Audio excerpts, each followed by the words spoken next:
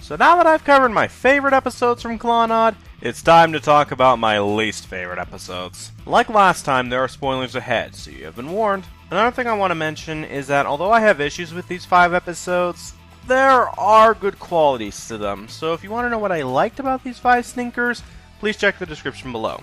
Finally, this is strictly my opinion, so if there's an episode you dislike that's not on this list, feel free to leave a comment about your favorite episodes of Clannad, or make your own list. With that said, let's rock it!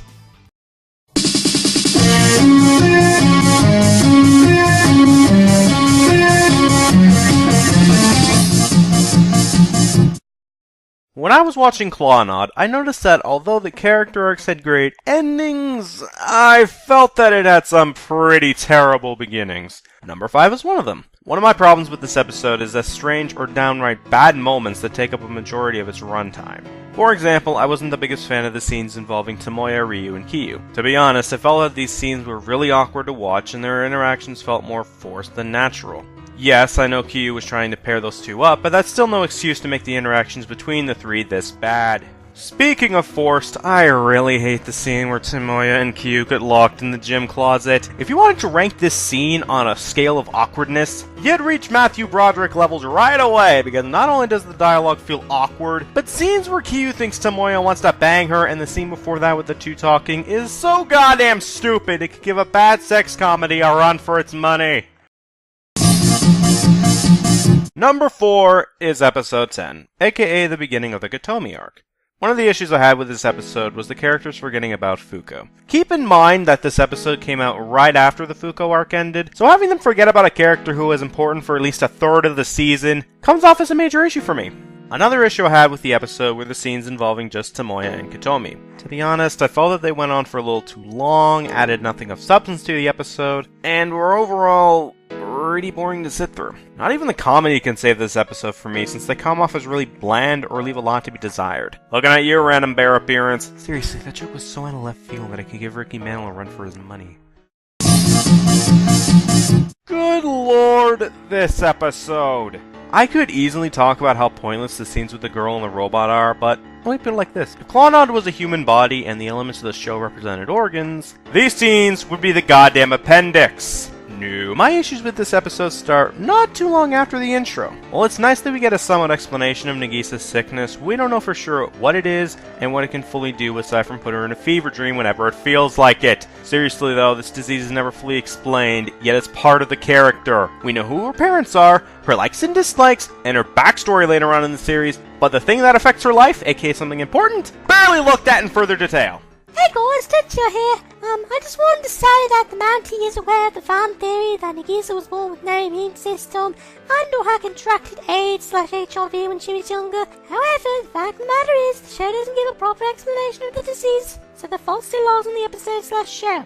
Okay, let's move on. But even if I were to ignore that issue, another issue I have with the episode is that a lot of the scenes and characters act completely idiotic. Such as the scene with the guy trying to argue with the electrician, aka Yusuke Yoshino, and the guy thinking it was him for damaging his car, even though it doesn't make a whole lot of sense when you look at the dent.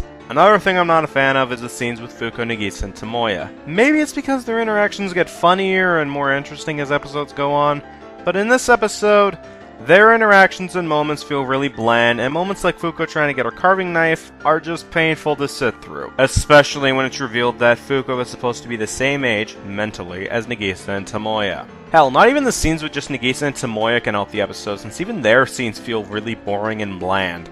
And when you screw up your main ship like this, I think it pretty much deserves to be on the list.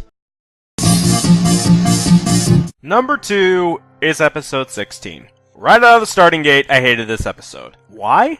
Because I hate Sunehara's sister, Mei. She's annoying, pretty much useless to the plot, and is about as interesting as a plank of fucking wood. Hell, she has so little importance on the plot aside from a stupid incest joke that I question why she's even here.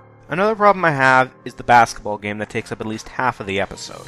While it does serve a point to the overall plot, I'm sorry, but I hate watching people play sports. This isn't a problem exclusive to this show either. I'm just not a fan of watching people play sports overall. But that's just me.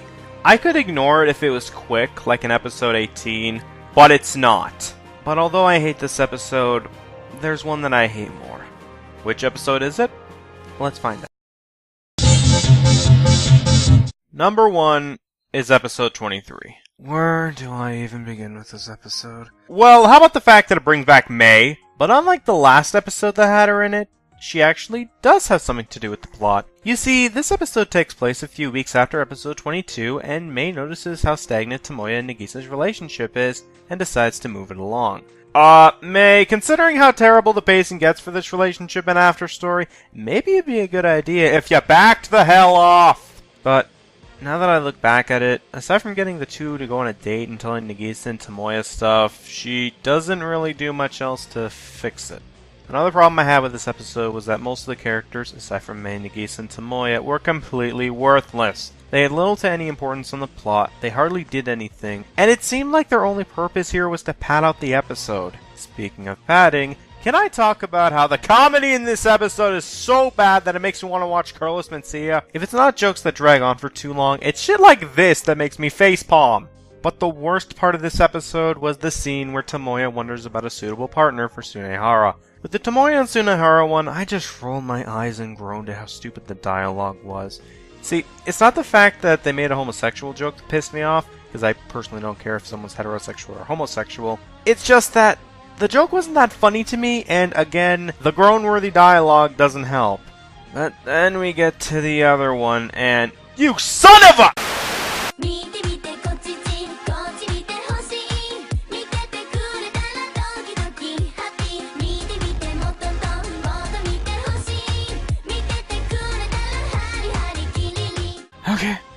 Okay, I'm good. Seriously though, I hate incest jokes. They're some of the worst forms of comedy to me, and seeing this shit does not make the episode any better to watch. I know that they weren't being serious with this scene, but guess what? That doesn't mean I have to sit here and laugh along. That ain't happening. But I think the biggest problem I have with this episode is that when I finished watching it, I felt like nothing was really accomplished. Sure, Nagisa and Tomoya finally hold hands, but if that was all that was accomplished here, then I'm sorry, but it feels overall pointless to watch. Seriously though, when I watched this show for the second time, I skipped this episode and moved directly on to After Story, and I hardly missed a thing. But I think it's time I wrapped it up here. I'm the Mountie, and in the next countdown, we're going to After Story.